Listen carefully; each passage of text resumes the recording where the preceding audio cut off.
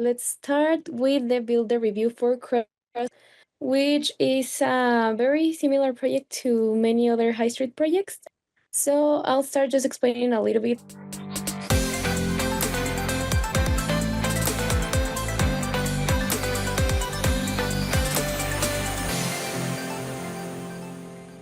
It's a project with Crosshill. It's 3 building project, but for now we're focusing on phase 1, which is just the west building. So for logistics, we have like all the site for to use. That's something good on our side. We did the work density analysis. We did the zoning proposal. These zones are like right on the limit of the zone size and density that we normally do for High Street. These are very similar to Wembley zones. And we are doing a 2D tacting too. Also, we did different zoning for framing that this type of zoning work for Ascent Phase 2. And we propose it to the team and they like it. So this will be what we will be doing. And for exteriors, we have 18 zones from 2 to 5 packages, depending. We did this zoning with the help of Mike Christensen. Overall, it's a pretty common building. We have 4 floors, 5 to 6 units per zone. And in here we have the norm level tag plan. For the civil part, the earthworks and utilities, this has been done with Logan. He did all the sequence. And for the foundations, we have like a similar thing that what we already saw with Horizon, like all these sequence and overall foundations. We are not sure if this is like the right sequence, so we would like to work along with Horizon and Abril's effort to see if we can come up with a sequence that can work for both of these, or if not, just because as well, this is, I forgot to mention, this is Kamloops, so it might be like different. First off, good job on all this, getting all this put together. I think you guys have done a really good job of doing this kind of analysis. They're going to start on this left side of the plan drawing right now. And they'd be like, yeah, so we're going to do the first pour. We're going to excavate all of this.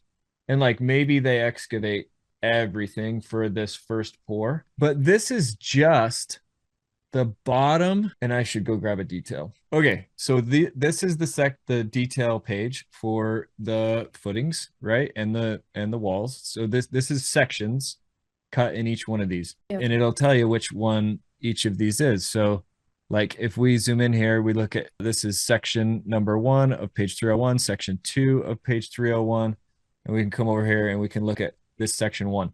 So we're actually right now pouring this piece of concrete right there, right? That's what I'm highlighting right here, is just that little piece of concrete at the very, very bottom.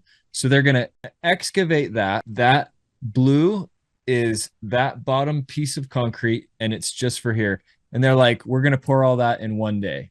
Okay. That's pour number 1. So then I come up here and I say, swim lane number 1 is pour 1, P1.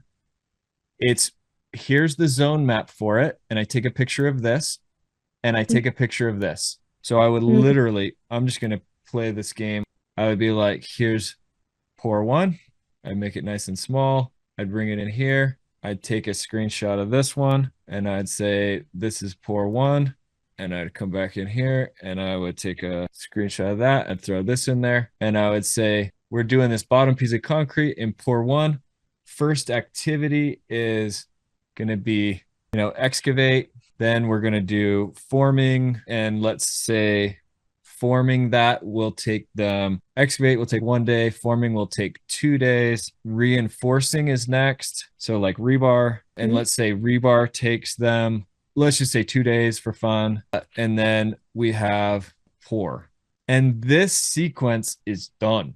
So then we say, okay, the next one, and I go like this, and I highlight the pen. I'm going to change it, highlight the pen, delete the pen. And then I'm going to go back to my highlighter and I'm going to change the color to another color. And then I'm going to come in here and I'm going to say, we're going to pour all of this and we're going to pour, I should have marked some of these column pads on pour 1.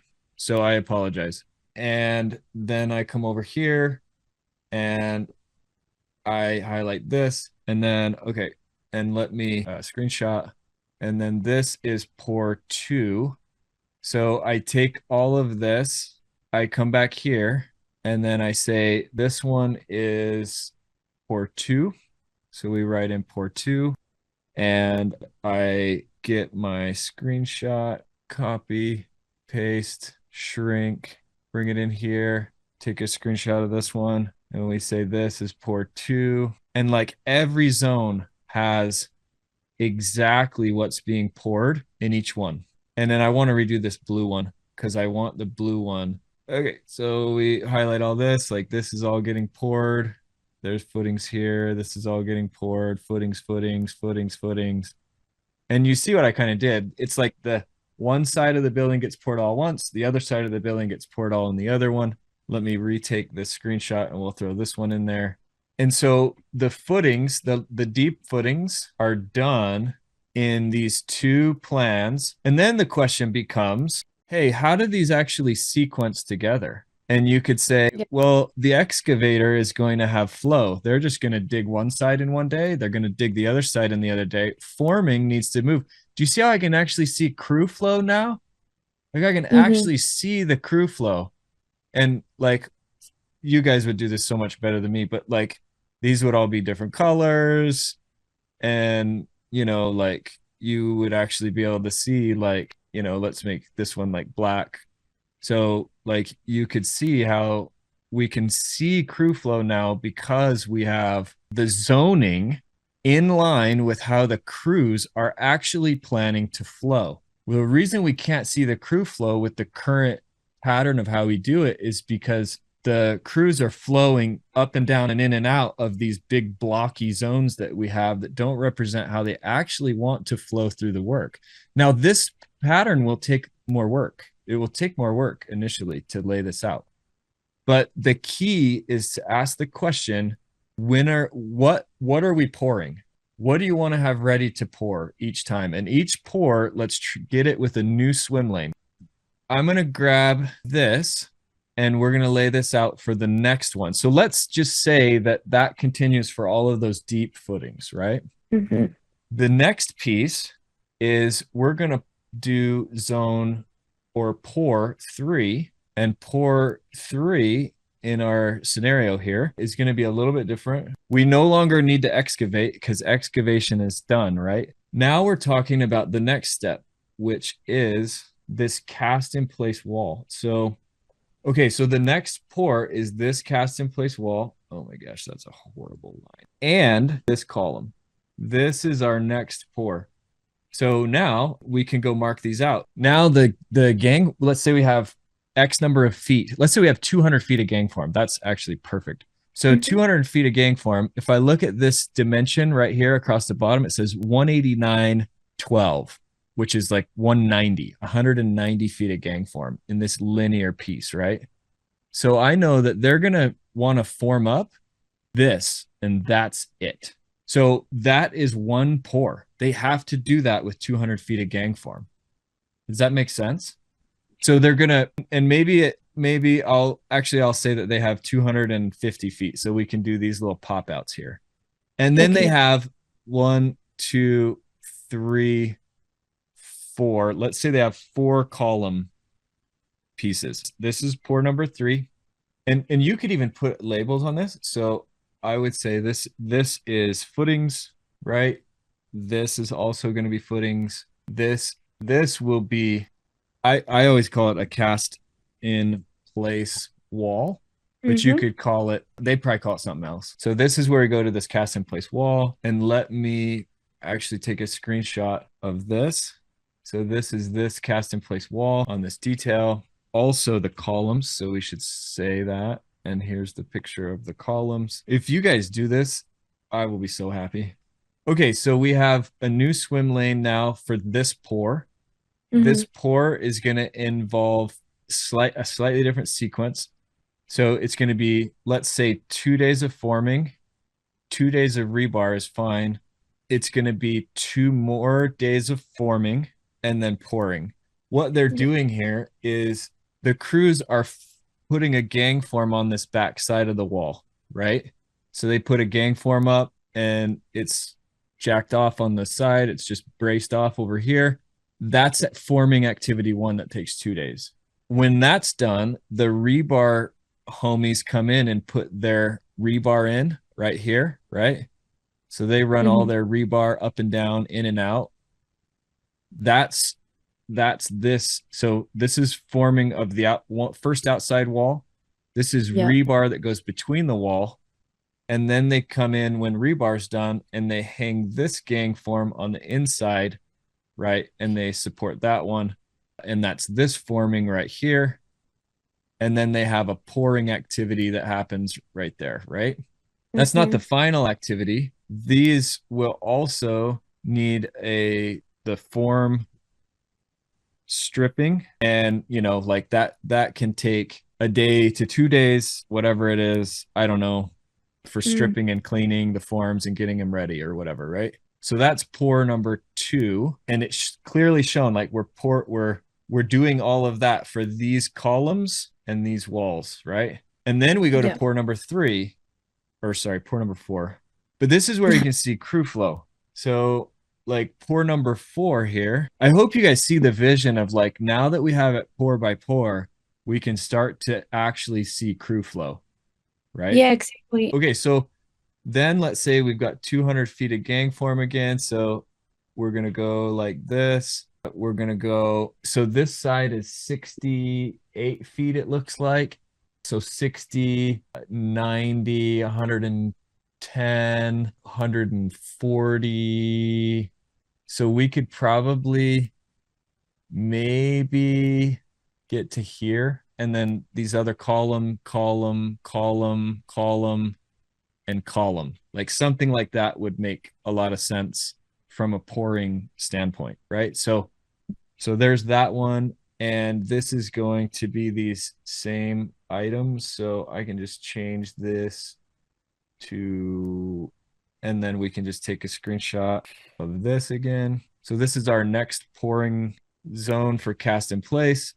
So pour number 4, we can get our details are the same, but slightly different. I changed the color. Not that you guys have to do that every time, but you can if you would like. And there's that one. Oh, dang it. I did it again. Jules, I did it again. There we go. So there's that. That goes in there. Yeah. This is cast in place walls and columns again. And then we can start to see like how these crews flow and or how they don't flow, right? So Yeah. can we do forming in this next zone? How does that work? Also, we can start to see like, so here's a potential thing. This side, if we look at this side of footings, it's not poured until right here on this date. So essentially, we can't form this until that is poured, right? So even though Yeah. with crew flow, like this would have to move over at least a day, maybe 2 days, right? Because we actually need a stripping activity here. It'll be a lot faster, but we do need that, and we do need this. So like we can see how this goes down to there. So there's a little bit of a break in the crew flow there. And then Mhm. this one is going to go over somewhere like that. And then you can see, so flow, flow, flow. We have a pour here, strip, or no, no, no, no, no, no, no, no, no. I'm lying to you. We only have 200 feet. So this Oh, is okay. so good. This is so good. This is so good. This is what they need to see. So as they're stripping here, like, can we start forming in the next zone, or do we need to wait till it's all done? I do not know. But like, we can bring this into the actual flow. Like, this is what they're not seeing that we really need to see. Or Yeah. is there some overlap here? Like at Wembley, they had a ton of form there. And so, like, they could overlap these pouring sequences a lot more easily, right? Mm. Okay. Okay, so that gets done once the cast in place walls. So we probably have like one more. or we go through all of this for all of the cast in place walls. And then we need to do the slab on grade. And it says right here, 5-inch slab on grade, C note 3. So we know that we have this slab on grade activity, and that's going to be going on. Like we can grab another one of these. I don't know when it will actually happen, but it'll be over here. The slab on grade, we don't have any forming that has to happen, or very Mm-hmm. minimal forming that has to happen. I'll put a little bit of forming. We do have a lot of rebar that has to happen, right? So we'll probably just replace that. And then forming, we probably don't even need to have a day of stripping. The only thing that they'll form is like they'll put one board across the edge here, right? And then they'll form the other side wherever their pour break is. So much less, much less, much less. So this is going to happen something like this for our slab on grade. And we would take our drawing, right? And this one we'd actually probably, let me put in like a shape, and we would do like, this would look like a much more normal zone like this. And this would be our slab on grade. And then we could delete this one and we could highlight. Okay, so this Okay. will take a screenshot of that, bring it over here. This is our Wow. slab on grade that we plan to pour on day whatever it is. This is our detail of our slab on grade.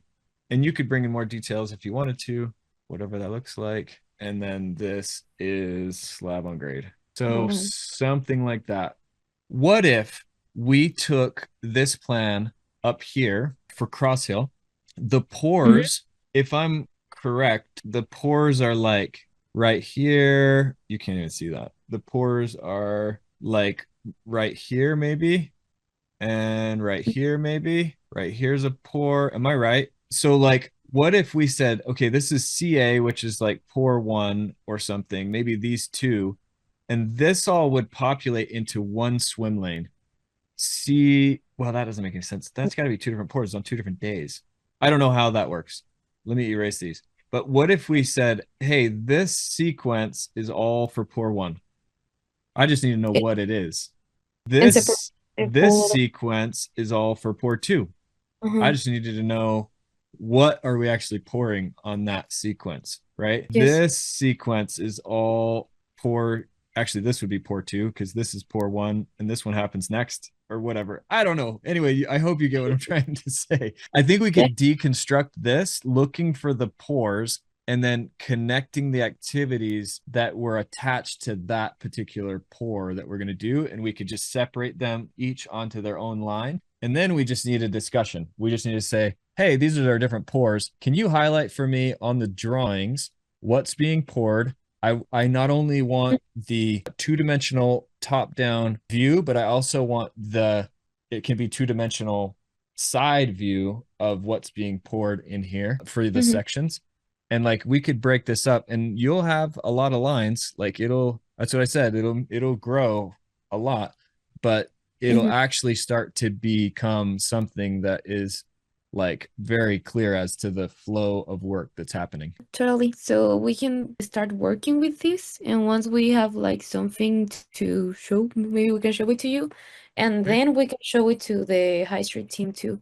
So Yeah. Yeah. to see if we can start working with this. I think everything is looking really pretty good. Our foundations is probably the number one area if we can get that kind of laid out differently.